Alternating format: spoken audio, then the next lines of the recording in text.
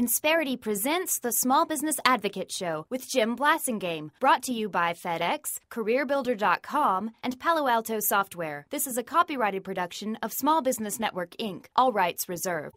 We're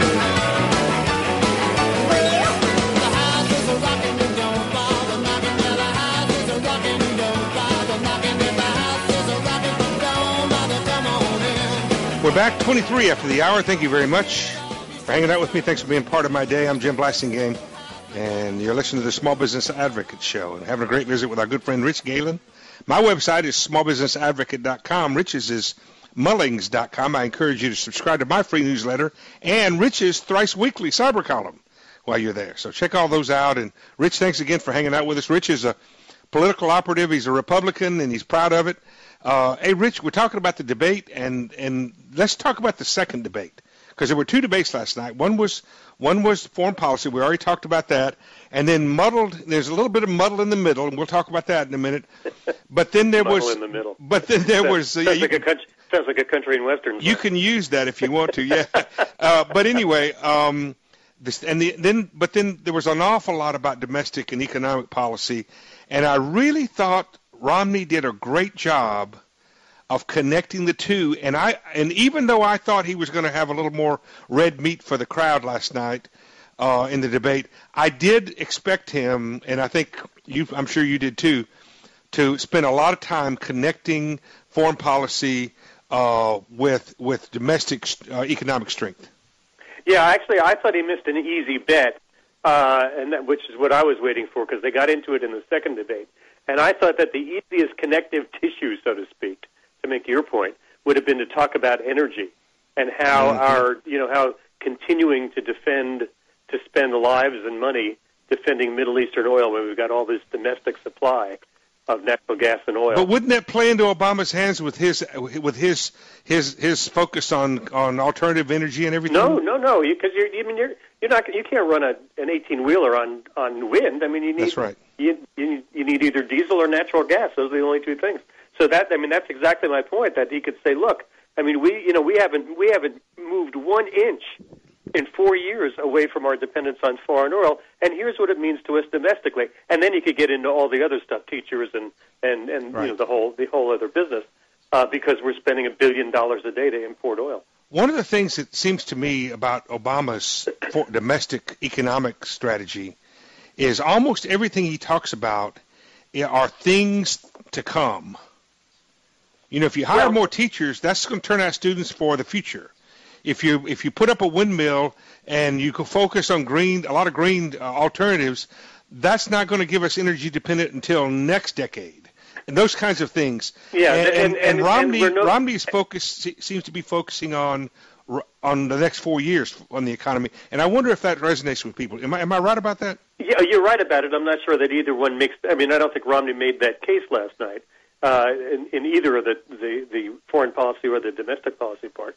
But you're exactly right, and part of it is because, as we've talked about before, Obama can't have this be a discussion about a referendum on the last 4 years because it's not very good. It's amazing how little defense he has when those issues come up, isn't it? Yeah, it is.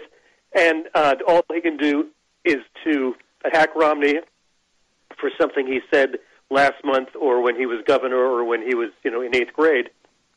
And I thought Romney's saying, attacking me is not a policy. I thought that was a very telling moment. How did you feel that Romney did with the China question? I thought very well because, it was a little jarring because it took him a while to sort of, he started out by saying that, they have to be full partners and we want them to be our... Didn't you love, though, what he said when he said, wait a minute, they sell us this much stuff. Yeah, we sell them this much stuff. That's right. If there's going to be a war, guess who's going to lose? He didn't even need a calculator or anything. No. Yeah, that was really good. But I thought then when he pivoted to being, to currency manipulation and the other pieces, that I think most people sort of glaze over because it is. Even when I'm watching, something on TV about, the yen versus the dollar, I can't remember which way is good and which way is bad. Well, let's go.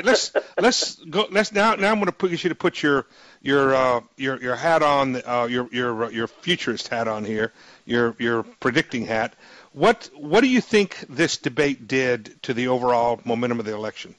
Well, I think it had a huge effect because it didn't have any effect. I mean, I think at this point, when I talk to a lot of people every day, and I look at a lot of polls every day, and polls aren't predictive, as we know, but they sure do tell you, if you look at over time, which way the tide is running, and the tide is running in Romney's favor, has been since that first debate, and the Obama team needed to get something in the way to stop that, and they didn't do it last night. So by not making any change in the the arc of the campaign, it had a great effect, which is to say that now we're down to 2 weeks to go, and Romney's got to find, or Obama's got to find an answer in a hurry. The best way I've thought about this, using a sports metaphor, is this wasn't a football game or a baseball game or a tennis match.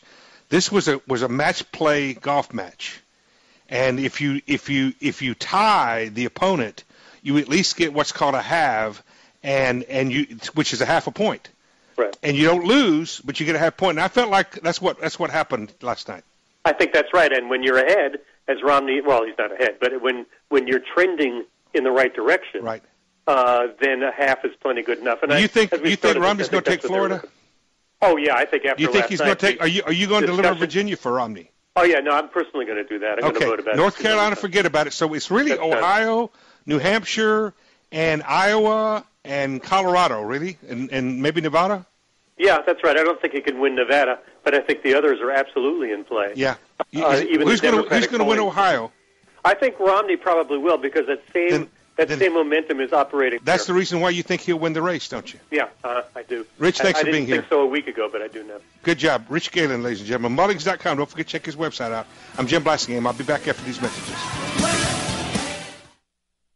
Insperity presents the Small Business Advocate Show with Jim Blasingame, brought to you by FedEx, CareerBuilder.com, and Palo Alto Software. This is a copyrighted production of Small Business Network, Inc., intended for the private use of our audience. Except as otherwise provided by copyright law, all other copying, redistribution, or publication without prior written consent is prohibited. All rights reserved.